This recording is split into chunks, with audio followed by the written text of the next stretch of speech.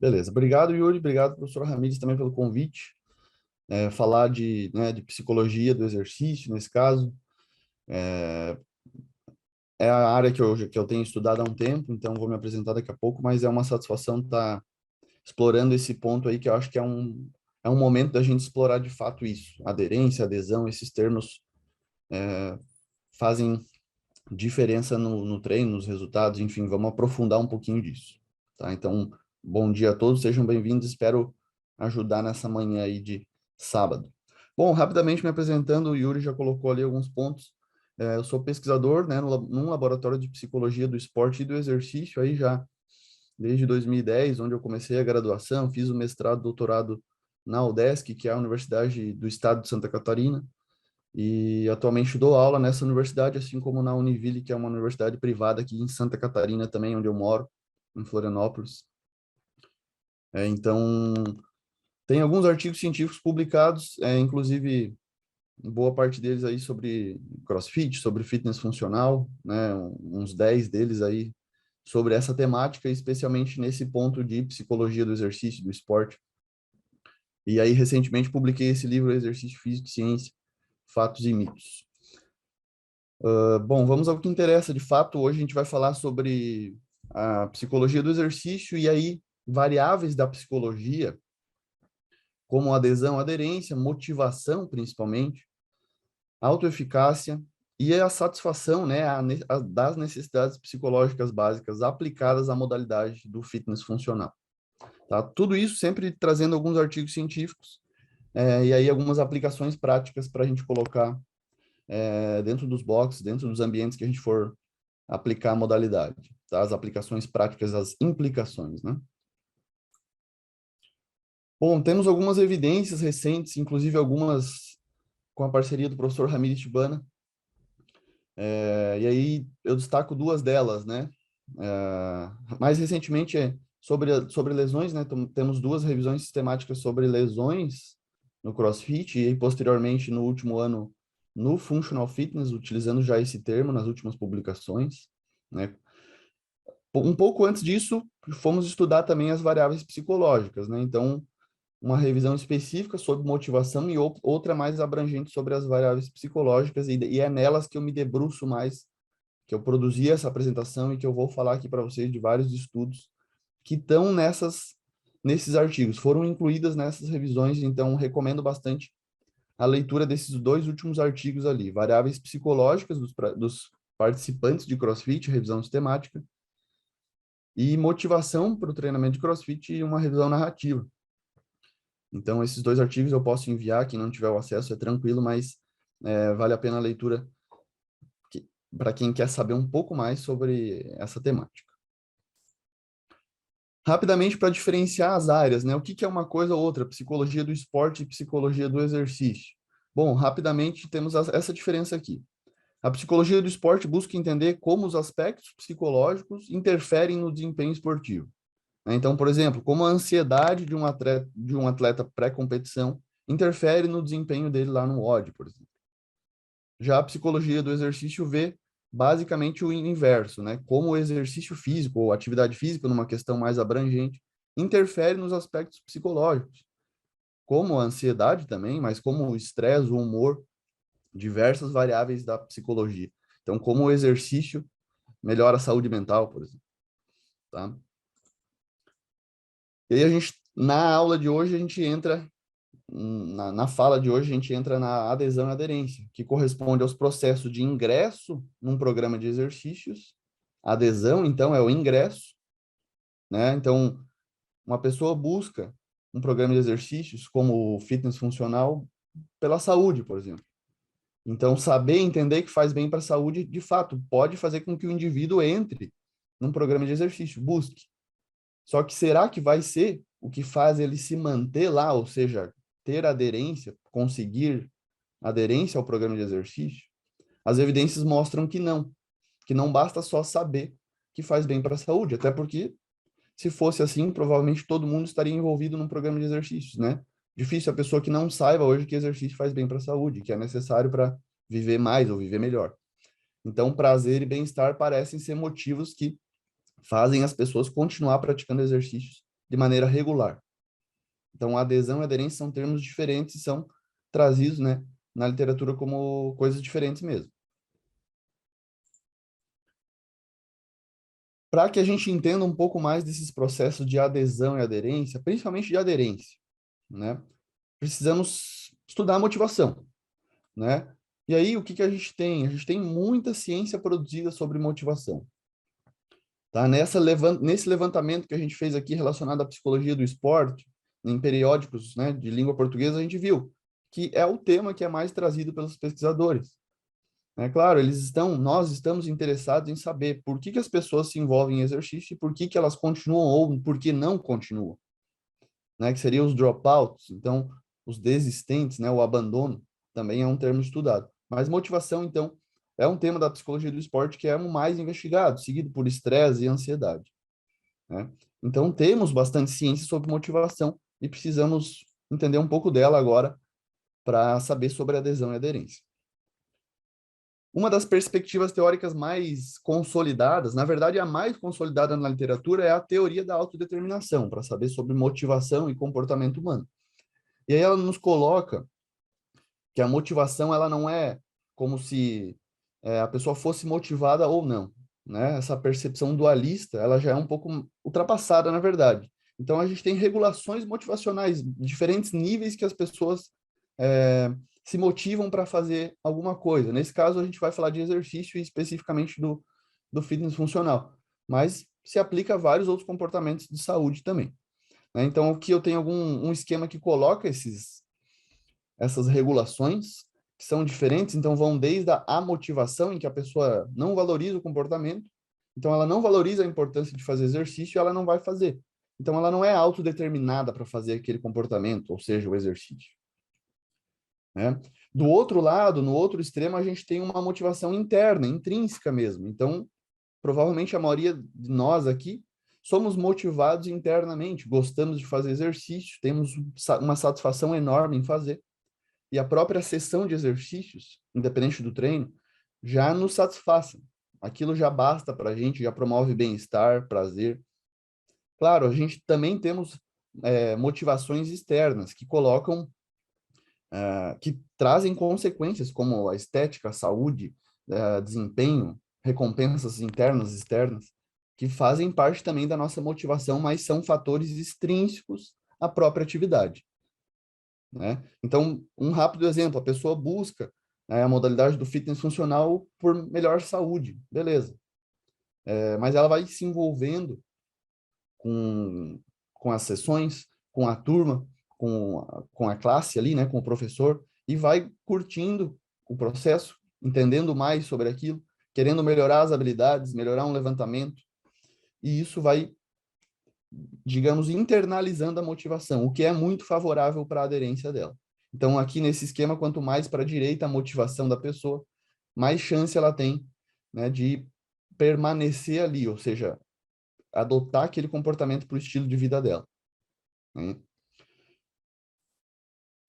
Aqui tem um rápido esquema que mostra a motivação mais autônoma, ou seja, mais interna, e uma motivação mais controlada, ou seja, mais externa. Quanto mais para a direita, nesse barômetro, mais positivo é. Ou seja, precisamos que os nossos alunos tenham claro os objetivos pessoais deles, mas valorizem benefícios pessoais pela própria atividade de estar lá naquela 1 hora dentro do box. Amizade, vamos falar de vínculos sociais e o que isso implica. Satisfação, realização, diversão e emoção. Então, motivação autônoma, quanto mais, melhor. Por outro lado, uma motivação mais controlada vem muito externamente à própria pessoa, né? Então, que gere culpa ou medo, às vezes por não fazer o exercício, por faltar uma sessão. Pressão internalizada da própria pessoa ali, então ela tem autocobranças muito grandes. Pelos objetivos de outra pessoa, então muitas vezes as pessoas de fato praticam o exercício para atender às expectativas de outras pessoas. Ou uma tarefa que deve ser feita com obrigação. Então, são fatores para uma motivação controlada. E saber diferenciar isso é bem importante. A gente verificou aqui nessa revisão que, no caso de participantes de CrossFit, Por que que eles praticam, né? Por que que as pessoas praticam CrossFit? Por motivos principais que os estudos trazem são prazer, desafio e afiliação, tá? Esses três termos são chave. Então, primeiro, a frequência semanal de treino foi relacionada a maior senso de comunidade. Então, quanto mais as pessoas treinavam por semana, mais elas se percebiam pertencentes a um grupo, a uma comunidade. Isso é bem relevante. O tempo de prática, ou seja, o tempo de uma sessão, perdão, o tempo de experiência, foi positivamente relacionado aos próprios relacionamentos, então aos vínculos sociais e ao prazer. Então, quanto mais experiente, mais tempo o praticante tiver ali com a gente, melhor ele vai ter os relacionamentos sociais e mais prazer na própria atividade. Esses foram alguns dos desfechos que a gente encontrou com base em vários estudos. Comparação entre homens e mulheres, temos diferenças claras. Isso já é esperado, né? Mas mesmo o óbvio talvez precise ser colocado. Então, alguns estudos observaram que os homens têm objetivos mais relacionados ao desempenho, então desafio, competição, e aí aspectos dos componentes da aptidão física de força, de resistência, agilidade, e reconhecimento social maior, objetivos maiores nesses aspectos comparado às mulheres. Já as mulheres, olha como é diferente, elas já buscam evitar percepções de incompetência nas tarefas, independente delas lá de habilidades, levantamentos, de ginástica, mas são motivadas por fatores relacionados ao gerenciamento do estresse, controle de peso e aparência. Então, essa necessidade de evitar parecer incompetente ou incapaz de fazer alguma coisa lá em um treino é um motivo, é um objetivo para as mulheres, segundo a literatura aí mais atual. Outro resultado já bastante esperado é que participantes mais velhos, então com o passar da idade, se preocupam mais com a saúde, naturalmente, enquanto os mais jovens com motivos mais sociais. Uma coisa interessante que a gente encontrou lá e que vale a pena olhar nesse artigo é uma tabela que a gente coloca as implicações dos estudos de acordo com cada variável. Então tem lá a motivação, a diversão, o aprendizado, o esforço, até vício em exercício, tem, né, um estudo que verificou vício. Mas aqui eu destaco uma implicação que o CrossFit é um programa, né? O fitness funcional é um programa que pode ser utilizado na educação física e escolar, né? Devido à diversão, ao aprendizado de habilidades, né? E aí a gente já tem uma revisão mais atual, publicada no final do ano, justamente sobre os efeitos dessa modalidade, né? Na aptidão física de estudantes durante esse tempo aí de educação física, uma revisão sistemática com meta-análise, inclusive. E aí trouxe o destaque para alguns aspectos, alguns componentes da aptidão física, como força, capacidade respiratória, velocidade e agilidade. Então, vale a pena também dar uma olhada por esse lado aí, apesar do nosso foco não ser hoje, mas fica uma outra sugestão. O ponto principal da minha fala de hoje é esse daqui, tá? Então, necessidades psicológicas básicas. E aí, o que, o que precisa ficar são essas três necessidades: vínculo, autonomia e competência. E as aplicações práticas, claro, para a gente sair daqui, conseguir melhorar as nossas sessões, melhorar a aderência dos alunos e evoluir um pouco nesse aspecto. Tá? Então, vínculo, autonomia e competência, eu vou dar detalhes, eu vou falar o que é cada uma delas, e aí sugestões de como explorar mais essas necessidades psicológicas básicas, que são do ser humano, são gerais, e é uma subteoria da teoria da autodeterminação, tá? Então, o primeiro ponto aqui é que a frequência de treinamento no fitness funcional está relacionada a níveis significativamente mais altos da satisfação dessas três necessidades, de vínculo, autonomia e competência. O primeiro ponto é esse, né? A literatura é clara, mostrando que se a gente satisfazer essas três necessidades, a frequência semanal dos alunos vai ser maior. E o primeiro ponto, que é um dos principais, na minha visão, na modalidade do fitness funcional, é a autonomia. O que é autonomia? Então, a autonomia é aquela percepção de volição, de escolha que o participante, que o praticante tem em relação ao exercício. Volição, então, é o praticante poder, de certa forma, escolher, participar do processo, entender um pouco dele, poder ter uma decisão de como ele vai fazer um exercício, de em que ritmo ele vai fazer, em que intensidade ele vai fazer, qual percepção de esforço, né? E aí, esse é um exemplo claro, né? na figura de como ele pode realizar um mesmo exercício de diferentes formas. E a gente sabe que desde a primeira sessão de fitness funcional, o praticante pode adaptar os seus exercícios. Escalabilidade é um termo-chave no fitness funcional, né? Então, a gente tem categorias de prática. Scale, intermediário, RX. Para um mesmo exercício, existem diferentes formas de se fazer, né? Numa progressão de treino, numa progressão de execução do exercício ou do WOD. Então, embora exista uma relação inversa entre a intensidade do exercício e a resposta afetiva relacionada ao prazer, ou seja, maior a intensidade, pior a resposta afetiva, isso é consolidado na literatura, né? Para a maioria das pessoas, então, intensidades mais extremas de exercício vão gerar desprazer. Então, parece que quando a intensidade do exercício é autoselecionada, ou seja, o praticante escolhe, o praticante tem esse senso de volição, tem opções de escolha, em vez de imposta, o que normalmente é o caso do fitness funcional, isso ajuda na tolerância a níveis de intensidade mais altos, ou seja, promover a autonomia na sessão de exercício é importante para uma resposta afetiva positiva, né? Lembrando que a literatura coloca, é mais importante a gente ter uma resposta afetiva positiva durante o treino do que como a gente se sente depois. Então, como a gente se sente durante o treino, né? Prazer, é mais importante do que no momento posterior, para manter a gente ali fazendo durante um bom tempo, ou seja, aderência. Outros aspectos em relação à autonomia, então, quando se oferece aos participantes a possibilidade de escolher os exercícios e também o nível de intensidade, há um aumento da sensação de autonomia, né, dessa percepção de volição, e o acompanhamento do progresso de cada indivíduo, a busca contínua da otimização no desempenho, numa habilidade, num movimento, num exercício, são aspectos que promovem a autonomia. Nesse sentido, a intervenção profissional é fundamental. Tá? Então, a autonomia, ok.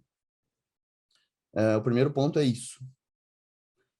Segundo, a necessidade psicológica básica é a competência. Então, essa sensação de domínio sobre uma habilidade, sobre um exercício, atingir os objetivos, completar um WOD no tempo, fazer um maior número de repetições, se sentir capaz e competente, de fato, é uma necessidade psicológica básica do ser humano. E aí, dentro de um treino, dentro de uma periodização, também é fundamental manter esse senso de competência sempre ativo. Fazer com que os nossos alunos percebam que estão evoluindo, que estão, né, competentes. E aí isso tem a ver diretamente com a quantificação via registro, né, dos dados, dos exercícios, ou seja, os PRs, né, os recordes pessoais de cada aluno, em relação à carga, repetições, ao tempo, enfim. Manter essa quantificação, ou via smartphone, ou via registro manual mesmo, é fundamental. Tá? Para os praticantes, os participantes da modalidade, visualizarem de forma, né, palpável mesmo a percepção de competência. A gente não fica limitado a isso, né? Não ao registro dos PRs, né? E sim ao desafio constante. A gente vai ver que uma nova necessidade psicológica básica é de novidade. Novidade muitas vezes promovem desafios.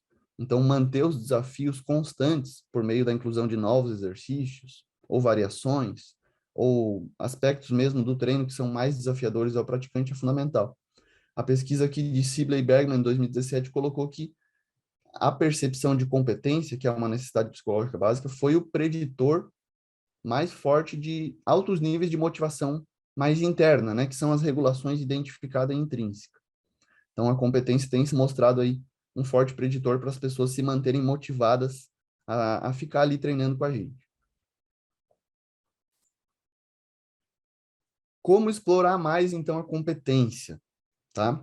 Então, o primeiro ponto, que a gente até coloca num artigo recente, publicado ali em 2020, é fornecer um feedback de experiências bem-sucedidas associadas à conclusão da tarefa.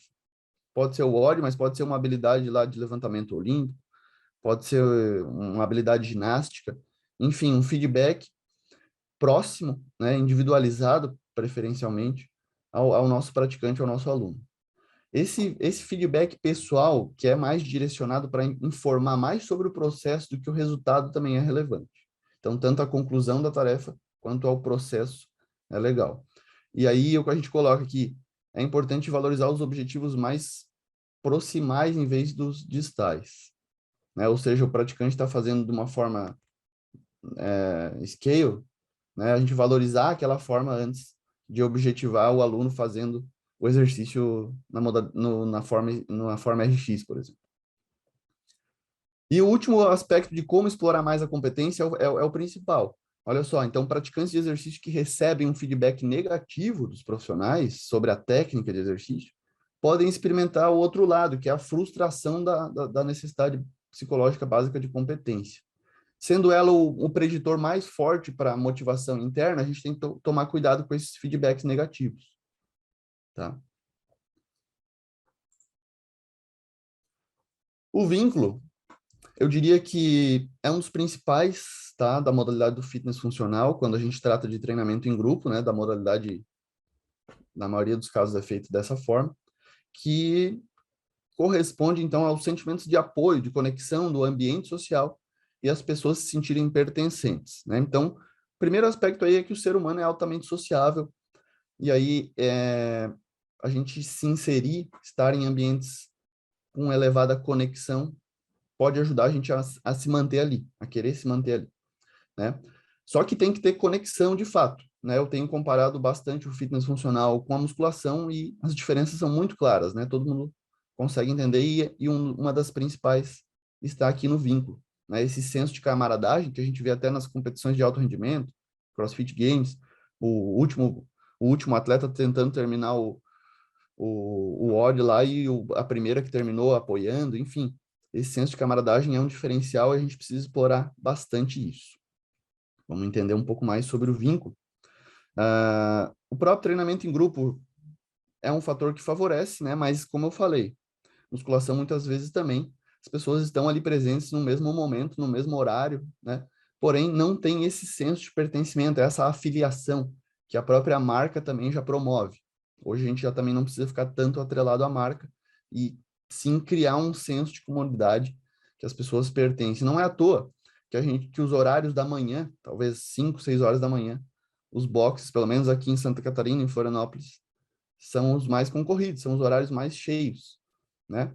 Daí, por outro lado, a gente pensa, não era a falta de tempo que as pessoas afirmavam que era o principal motivo para não fazer exercício? A gente vai em academias de musculação, não tá cheio desse jeito, não é tão concorrido desse jeito, né?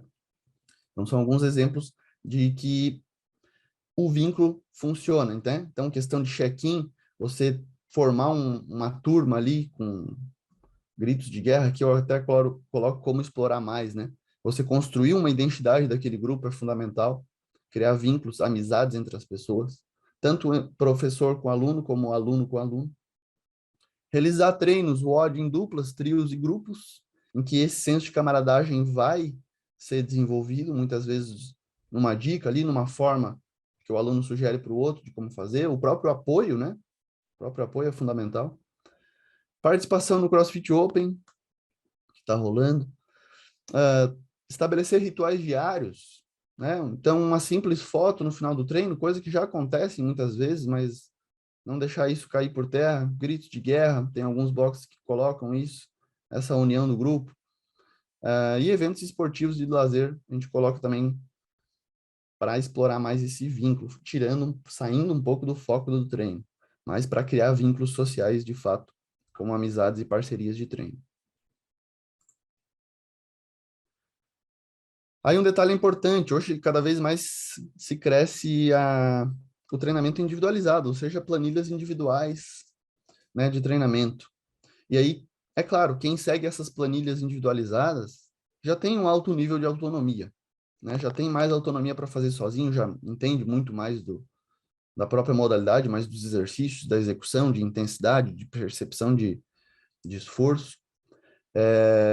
Mas será que o vínculo social não poderia auxiliar ainda mais esse desempenho dessas pessoas? Fica essa questão, tá?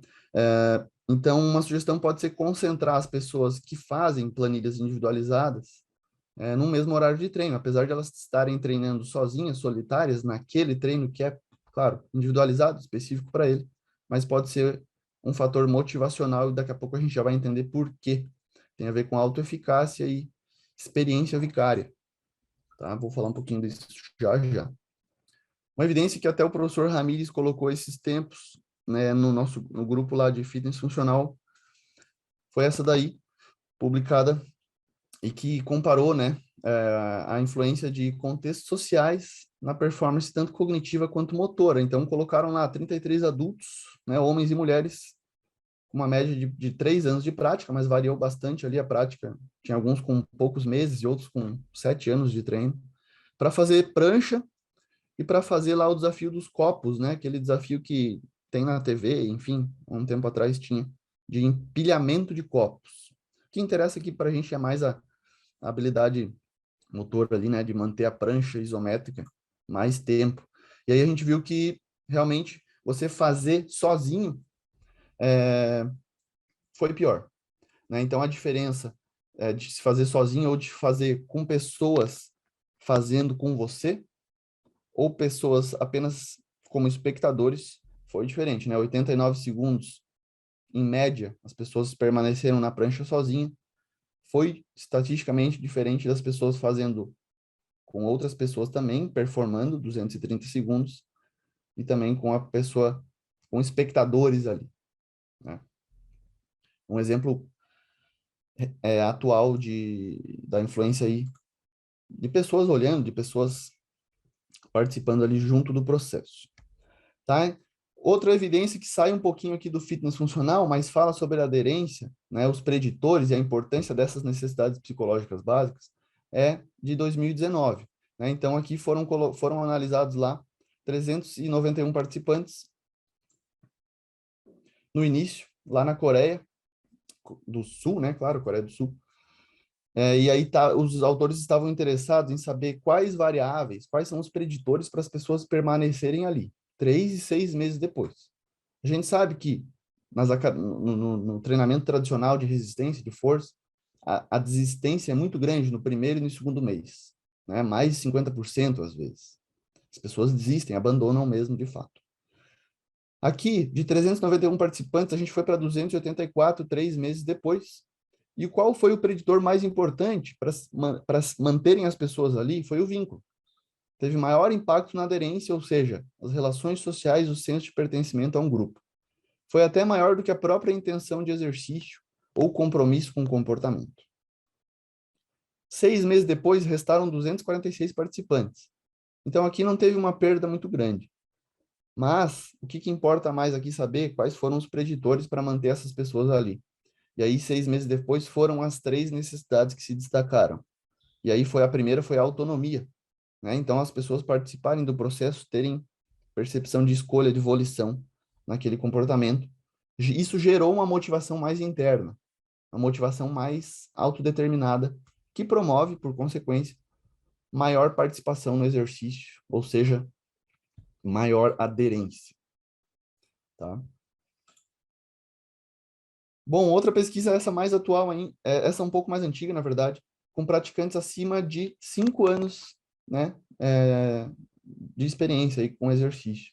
E aí, qual foi o facilitador emocional mais relevante? Foram as emoções positivas dentro de uma sessão de exercício.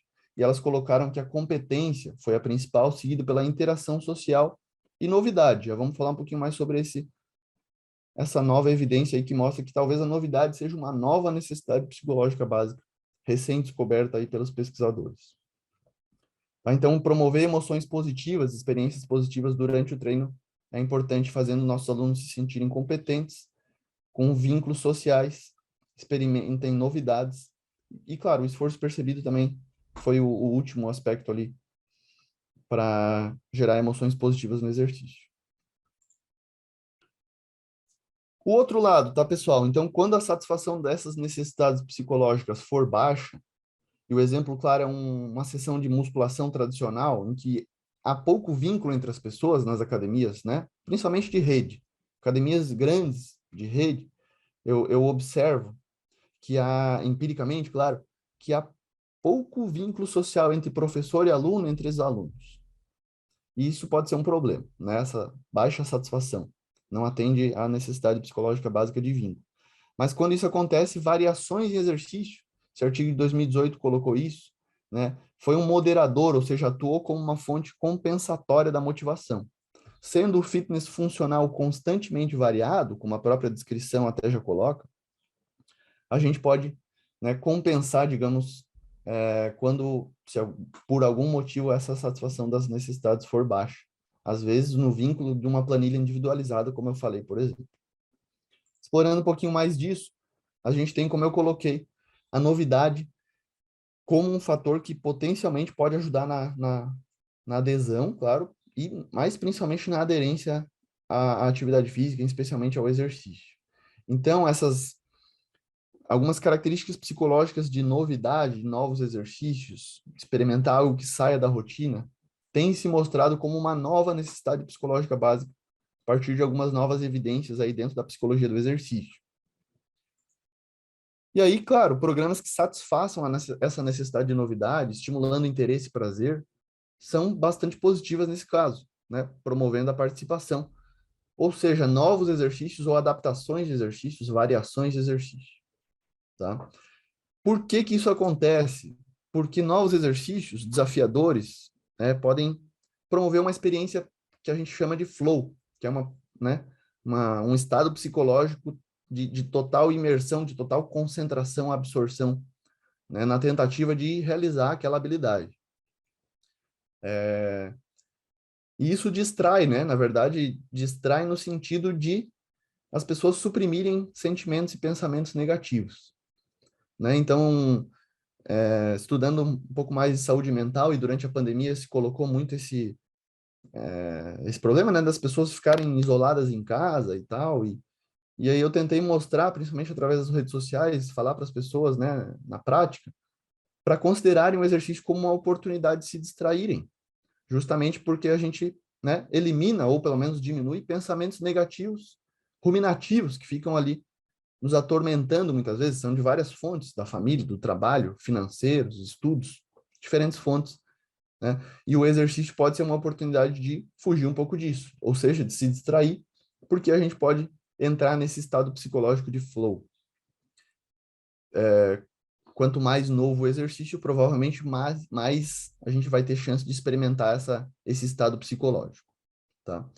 E aí esse interesse, esse prazer, até porque a gente pode se motivar, se desafiar a fazer aquele exercício novo, pode aumentar aí a aderência ao programa de exercício, né? As sessões de exercício primeiro, para depois ao programa.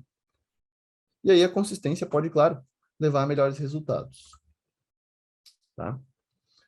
Quando eu coloquei ali a importância do treinamento em grupo, ou mesmo quando alguns atletas, alguns praticantes nossos estão mais focados no desempenho, com planilhas individualizadas, e aí a sugestão de colocar indivíduos semelhantes, mesmo que seja individualizado, mas no mesmo horário lá dentro do box, ou sugerir aí parcerias de treino, mas cada um com o seu treino, é devido à autoeficácia e um dos determinantes dela, que é um dos mais importantes. Então, a autoeficácia, ou seja, o indivíduo se sentir capaz, se sentir competente, eficaz para realizar uma atividade, um exercício, uma habilidade, tem relação direta com ele ficar ali, né, fazendo o exercício de aderência. São 4 determinantes: experiência de domínio, que é a experiência direta da pessoa com o exercício, e aí isso remete também às memórias afetivas que ela já teve de alguma modalidade, de algum esporte, seja na educação física escolar ou outro aspecto. A experiência vicária, a gente vai falar bastante dela, mas então a gente olhar para o lado, né, e ver um indivíduo parecido com a gente realizando uma habilidade com sucesso, e entender que eu também posso fazer aquilo. Talvez eu também consiga.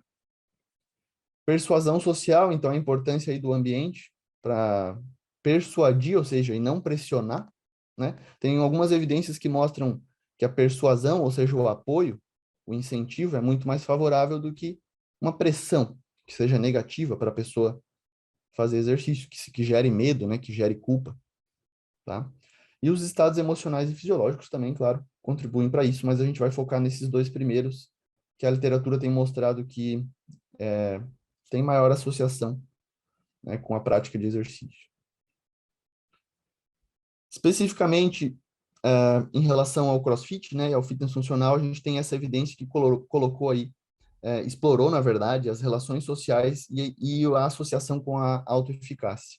E aí ficou claro que a experiência vicária, ou seja, a gente olhar pessoas semelhantes realizando habilidades e acreditar que também pode fazer, foi a principal variável associada aí para as pessoas se motivarem e entenderem com maior autoeficácia para a prática de CrossFit nesse caso. Foram 127 praticantes de 2 boxes nos Estados Unidos, no Texas e no Kansas, que participaram dessa pesquisa aí.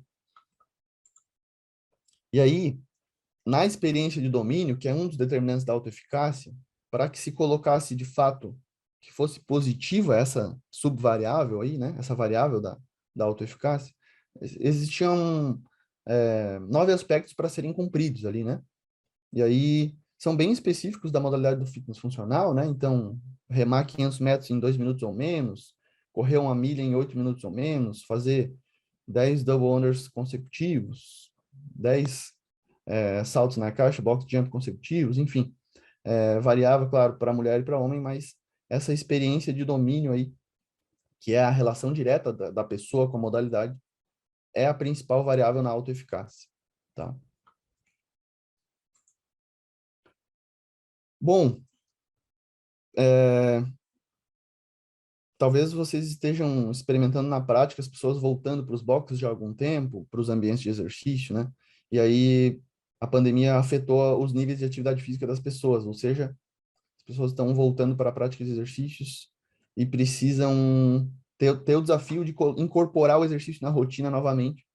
E a literatura coloca que o melhor prognosticador para voltar a treinar pode ser justamente recuperar essa autoeficácia. Então, se você já conhece o aluno, você pode direcionar ele melhor para uma experiência que ele já teve que era positiva, um exercício que ele consegue performar de maneira boa, num nível mais alto, mais difícil, né? Como recuperar essa autoeficácia justamente com essas experiências diretas, né? A interpretação positiva desses exercícios e a experiência vicária, que é você observar outras pessoas executando as tarefas, as atividades, os movimentos, os treinos, os odds com sucesso. E a pessoa entender que ela também pode voltar a fazer aquilo ou começar de novo a fazer. Então, a autoeficácia é um baita prognosticador para as pessoas que atualmente estão inativas, mas querem voltar a praticar exercícios de maneira regular. Então, a gente colocou ali, né, o nome da palestra, quais são os fatores associados à aderência dos alunos no fitness funcional. E, de fato, os estudos mostram que a adesão e a aderência à prática do CrossFit, do fitness funcional, estão relacionados aos aspectos psicológicos, como motivação, e a gente colocou algumas perspectivas teóricas, como a teoria da autodeterminação, e uma das subteorias dela, da TAD, né, que é a teoria, que é a subteoria das necessidades psicológicas básicas. Então, vínculo, autonomia e competência. Ok?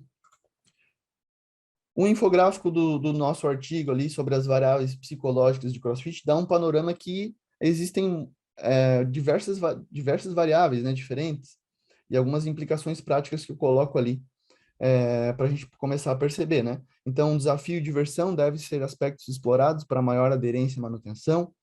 Prazer e aprendizado são fatores que precisam estar inerentes sempre. A percepção de esforço, teve um estudo que mensurou isso, então utilizar a escala de percepção subjetiva de esforço é interessante. A atenção deve ser dada para possíveis dependentes ao exercício no fitness funcional, ou seja, o vício. Temos poucos estudos ainda em relação a isso. E fica claro, né, pessoal, uh, praticamente inexistem estudos sobre o dropout, ou seja, a desistência dos praticantes ainda e os seus motivos, né? Precisamos evoluir na pesquisa nesse aspecto ainda, e essa é uma crítica pessoal também, de ir atrás disso, de coletar dados em relação aos desistentes, o que, é claro, na prática se torna muito mais difícil, mas é relevante e é importante. Uma última evidência que eu coloquei ali de última hora foi sobre níveis de ansiedade em atletas. A gente sabe da profissionalização aí da modalidade. E aí foram investigados 79 atletas alemães com um bom nível competitivo, então mais de 50% deles era de elite, com uma frequência semanal alta, com número de competições quase 3 por ano. E aí, níveis substanciais de ansiedade na dimensão somática, como o medo da competição, foram observados nesses atletas aí de CrossFit competitivos. Então, os esportes individuais, né, o foco do público não é distribuído entre vários atletas, ou seja, as próprias falhas não podem ser diluídas, compensadas pelos companheiros de equipe, né? E o aspecto principal aqui foi a diferença entre homens e mulheres. As mulheres tiveram um maior risco de ansiedade quando comparados aos homens, então elas, né, confirmando o que a gente já tinha na literatura, subestimando a capacidade delas no desempenho nas tarefas. E essa avaliação pessimista do próprio desempenho pode aumentar a percepção, a dificuldade, né, autopercebida da competição. E aí explica talvez a diferença entre esses níveis de ansiedade de homens e mulheres. Algumas implicações práticas que eu coloco para a gente fechar ali e, né, de fato, sair com algumas mensagens aqui dessa fala sobre a adesão e aderência. Explorar, então, aspectos como desafio e prazer, né? E aí o prazer tem uma relação direta com a intensidade, talvez autoselecionada, como a literatura coloca. Eles devem ser enfatizados se a gente visa a maior aderência, perdão. Manter a autonomia nos treinos é importante, aquela percepção de volição, né, escalabilidade, deixar os praticantes que não são relacionados ao desempenho, de certo modo, escolher um modo de prática, claro, estimular sempre o progresso, mas também manter esse senso de autonomia. Para a competência, reforçar o registro dos PRs, né, percepção de competência aumentada, não só pela intensidade de carga, né, o peso colocado nos exercícios, mas repetições, odds já fechados, né? E um dos principais é manter os vínculos sociais, estimular esse senso de comunidade e pertencimento, tá? Então, quando as pessoas me perguntam o que eu acho do CrossFit ou do fitness funcional, eu coloco essa variável como uma das mais importantes, o vínculo, justamente por ser uma das necessidades psicológicas básicas, né, que a gente precisa explorar e que é o forte da modalidade, mesmo nos atletas, nas planilhas individualizadas, a gente ainda pode explorar um pouquinho esse aspecto, tá? Algumas referências que eu utilizei para as minhas falas, né, e para os estudos, tem algumas do nosso grupo ali de psicologia do esporte, outras com o professor Ramires, fiquem à vontade, podem entrar em contato comigo que eu envio, os que não estiverem já disponíveis gratuitamente na literatura. Fico aberto às questões aí, agradeço o convite, coloco o meu perfil no Instagram, que eu coloco aí algumas evidências mais para o público leigo, explorando aí relações entre exercício e saúde mental, principalmente. Faço trabalho de divulgação científica, né, primeiro no podcast Exercício Físico e Ciência, fiquem à vontade lá para escutar. São 2 episódios por semana, já temos aí uns 230 episódios no Spotify, nas plataformas de streaming. Fiquem à vontade lá para seguir. E recentemente lancei esse livro, que vem do mesmo nome do podcast, que é o livro Exercício Físico e Ciência. São 100 capítulos, 100 temas com variados assuntos, alguns deles, inclusive, sobre o fitness funcional, trazendo ali por que é um sucesso, se apresenta aí lesões, né? Então, são temas que estão presentes ali nesse livro, mas fiquem à vontade aí, até para tratar direto comigo, e esse aí é o meu último produto. Tá? Agradeço bastante o convite, espero que tenha ajudado, fico aberto aí a algumas questões e dúvidas aí. Obrigado, professor. Parabéns pela apresentação, muito enriquecedora aí para todos nós que trabalhamos com fitness funcional, né? E como o professor falou, fica aberto agora para perguntas, né? Quem quiser mandar alguma pergunta, tiver alguma dúvida sobre algum conteúdo apresentado pelo professor, pode disponibilizar aqui no chat, né? Que o professor vai ler e vai responder. Bom dia, professor Fábio. Fala, professor, tudo bem? Tudo bem, parabéns pela apresentação. Então, eu vou aproveitar que ninguém fez nenhuma pergunta por enquanto para eu fazer uma pergunta. Ótimo, boa. Bom, então você comenta que a questão da percepção de competência ela é muito importante para a aderência ao exercício. Mas, ao mesmo tempo, se nós explorarmos demais os PRs, por exemplo, nos alunos que não têm uma performance muito boa, ele vai se comparar com os outros atletas, os outros praticantes da modalidade. Isso aí poderia ser uma dicotomia, né? Em virtude de você estar reforçando os PRs e, ao mesmo tempo, estar mostrando para aquele aluno que ele é incompetente, porque sempre fica em último, não tem bons resultados. Então, como que você percebe essa relação dentro da modalidade? Boa, excelente ponto. Então, na prática, muitas vezes o desempenho no ódio, por exemplo, é colocado no quadro, né? Mesmo individualmente, ou quando é dupla em trio, é colocado lá o tempo, o número de repetições, enfim. Isso pode ser feito de maneira diferente. Essa comparação entre os alunos, às vezes, de fato, pode ir para o outro lado, né? Não é um feedback diretamente negativo sobre uma habilidade, mas ele é colocado ali, né? Então, a minha sugestão é individualizar mais ainda nesse caso, principalmente o registro, né? O registro ali das habilidades, o registro dos PRs, porque senão a comparação, de fato, ela pode favorecer os mais habilidosos, né? Os mais condicionados. Então, isso pode ser perigoso mesmo na desmotivação, no caso, até que a gente pode falar assim, né? Ou Mas uma outra sugestão seria o reforço do professor para esses alunos, no sentido, o seu resultado, por enquanto, é esse, mas é um trabalho a longo prazo, então acho que o mais importante agora não é só a comparação com os outros, e sim uma comparação intrínseca de você com você mesmo, não ficar tentando se comparar com uma pessoa que é mais experiente. Talvez esse reforço do professor, do coach para esses alunos pode aumentar até a aderência dos alunos, porque se você ficar naquela competitividade diária, vou me comparar com o melhor atleta, vou me comparar com os mais experientes, isso com o tempo pode acabar desmotivando o aluno, porque ele sempre vai ficar em último. Então, é algo, como você comentou, a ser explorado, de como nós, profissionais de educação física, podemos melhorar essa questão em relação ao atendimento ao aluno, para fazer com que ele tenha um maior aderência ao programa de exercício físico. eu acho que passa por isso, né?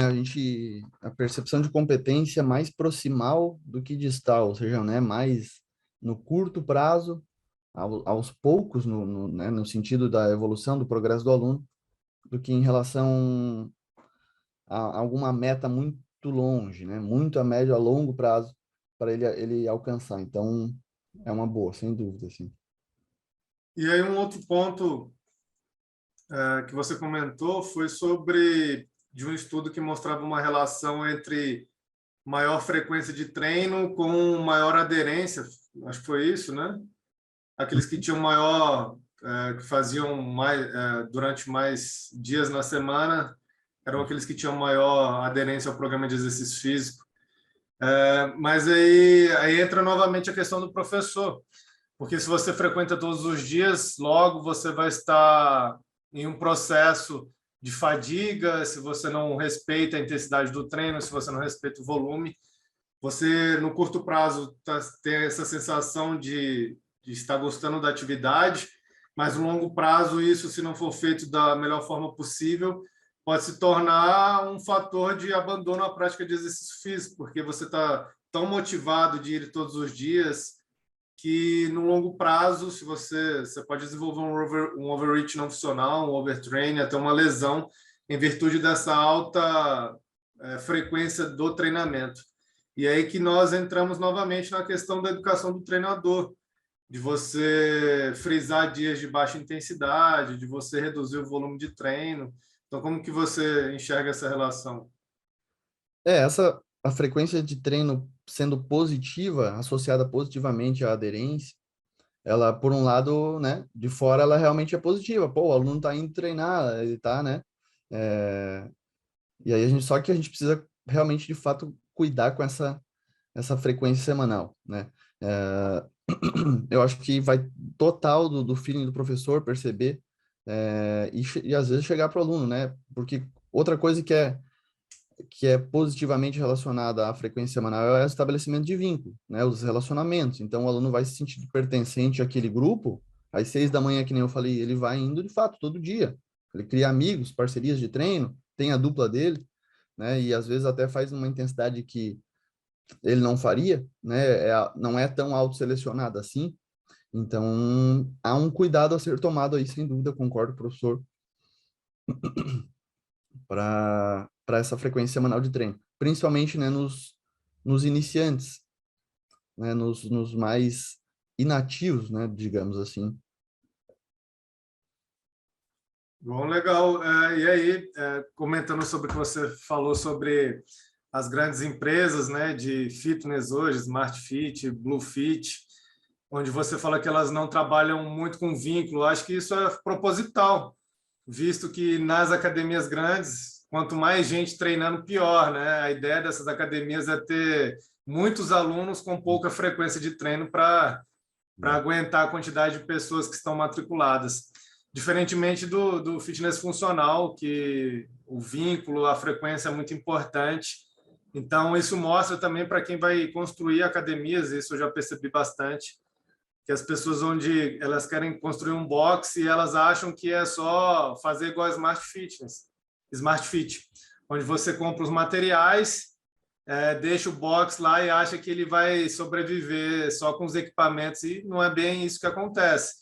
Como você comentou perfeitamente, precisa existir um vínculo de pertencimento, precisa ser explorado muito o lado humano, independente da qualidade dos equipamentos. Então, diferentemente dessas grandes empresas de fitness, no lado do boxe ele já é diferente. Como você comentou, o lado humano, esse contexto social dentro do boxe, ele é muito mais importante, correto? Sim. E se a gente vê também, professor, dá para explorar um pouco mais os ambientes, né? Nesses ambientes a gente tem poucos espaços para movimentos livres, né? Para um levantamento olímpico, para um exercício livre, que seja, a gente tem pouquíssimo espaço. Então é tudo em máquina, tudo para ser, né? Pouca necessidade do praticante pedir atendimento profissional, né? Ele senta ali, ele vai já ter visto outra pessoa fazer antes, ele vai reproduzir aquele movimento, coisa que, né, no fitness funcional se torna muito mais difícil, né? Muito mais. Então, esse é um ponto, é um diferencial claro, assim. E aí o professor falou da parte, né, das academias, eu acho que os planos, né, as academias grandes, elas só trabalham com planos, né? Então, o indivíduo paga e não vai, né? Então, e elas vêm sobrevivendo um bom tempo, né? Hoje, aqui em Santa Catarina, o que abre de academia de grandes redes é muito maior do que as menores, né? Que fecharam na pandemia, as academias de bairro, que até tinham um pouco desse pertencimento, dessa criação de um grupo ali, hoje já não se vê mais tanto, né? Então, a gente explorar ainda mais esses vínculos é fundamental. Criação de senso de comunidade, independente do tamanho do box, é fundamental. Comentaram ali o Wellington, né? O cross tem esse lado mais humanizado, um lugar de acolhimento de pessoas, total, né? Vai ver indivíduos de diferentes níveis realizando ali a mesma sessão, muitas vezes, e isso pode ser positivo, né? Lembrem-se dessa experiência vicária, que é o praticante olhar um ser ali semelhante a ele, né? Mesma idade, o mesmo e poder acreditar que ele também pode fazer aquilo, né? Bom, excelente. Parabéns, professor, pela apresentação e muito obrigado aí por ter aceito o convite para participar do congresso. Obrigado, professor. Valeu. Eu que agradeço. Um abraço. Valeu.